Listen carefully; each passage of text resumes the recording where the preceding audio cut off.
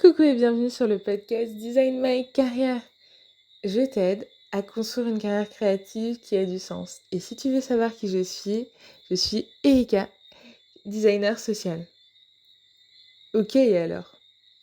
Tu vois, lorsque tu te présentes de cette façon-là, en disant juste ton métier, ou même juste designer, eh ben c'est une des erreurs que je vois le plus souvent. Ça ne suffit pas de dire je suis designer ou je suis designer engagé pour te présenter. Ce n'est pas en fait ton titre qui donne envie de travailler avec toi. C'est ta singularité, ta façon de penser, ton pourquoi et ton approche. Généralement, j'aime bien poser la question suivante pour un peu plus creuser. Pourquoi tu fais du design? Et on me répond souvent, j'aime l'approche centrée, j'aime la co-conception. Mais en fait, c'est pas le pourquoi tu fais vraiment du design, ça c'est le moyen. Comment tu l'exprimes? Et c'est ça la grosse différence. On a tendance en fait à souvent se perdre dans notre métier en considérant que le design est la finalité, alors que le design est le moyen pour avoir de l'impact. J'adore cette anecdote.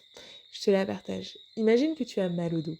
Si tu as mal au dos, je ne te le souhaite pas, mais imaginons que tu as mal au dos. Tu peux aller voir ton médecin qui va te prescrire peut-être un médicament pour que tu aies moins mal au dos. Tu peux aller voir également ton ostéopathe, tu peux aller voir un chiropracteur, un kiné.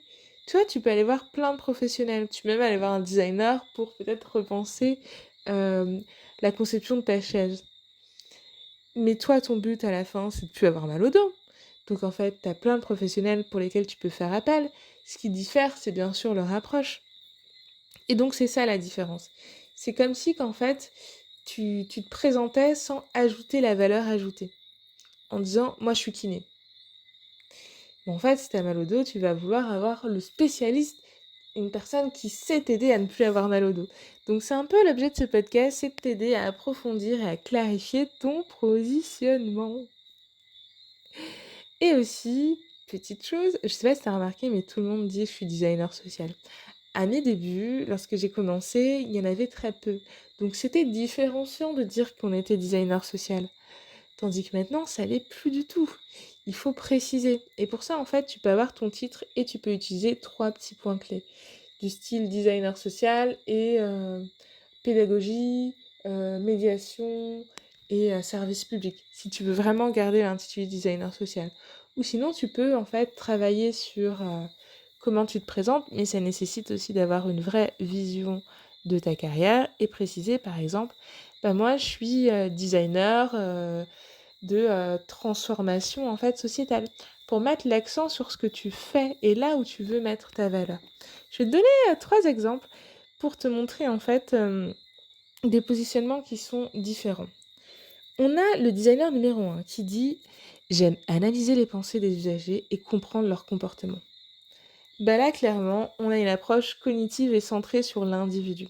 Et donc, ce designer, au lieu de l'appeler juste designer numéro 1, on pourrait dire qu'en fait, c'est un designer qui a une approche comportementale. Voilà. Donc, en fait, tu peux préciser designer, en fait, design et sciences comportementales, par exemple. Le designer numéro 2, il va nous dire moi, j'aime comprendre le lien entre l'usager et les institutions. Et bien là, tu es plutôt sur une approche relationnelle et systémique. Donc tu peux dire que, ah ben moi je suis designer en fait, qui est une approche sociale et relationnelle. Ou une approche systémique. Toi, pour préciser, en fait, amener du détail, c'est ce qui va aider ton interlocuteur à comprendre un peu ta vision. Ça, c'est juste si on travaille vraiment le titre. Parce que derrière, en fait, l'idéal, c'est vraiment de travailler ta vision, donc un texte qui te permet de te présenter avec impact et clarté. Ça peut être un pitch, mais tu peux aussi l'utiliser pour tes CV, lettres de motivation, ton profil LinkedIn également. Et ça t'aide aussi à trouver des clients si c'est ton cas, parce que ça va t'aider à structurer ton offre et également ton site internet et ta stratégie. Le troisième designer, lui, il dit j'aime explorer les expériences vécues, les tensions et les sensations.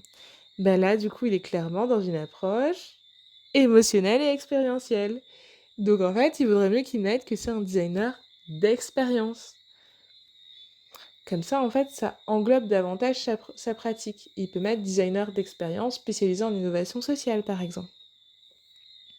Donc si toi aussi tu as envie un peu de clarifier ton positionnement, formuler ta proposition de valeur et sortir du flou, que tu sois en recherche d'emploi ou que tu veuilles trouver des clients pour lancer une entreprise qui correspond à tes envies, n'hésite pas à me contacter. On va mettre des mots clairs sur ce qui te rend unique. Et en fait, ça va t'aider à en faire vraiment un métier dans lequel tu te projettes aussi sur le long terme. Parce que t'es bien plus en fait juste qu'un titre.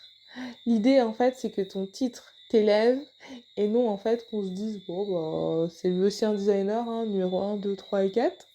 L'idée c'est vraiment de porter ton regard en commençant par l'intitulé de ton métier, puis en fait de s'en servir pour soutenir ton approche et la mission que tu souhaites mener dans ton travail.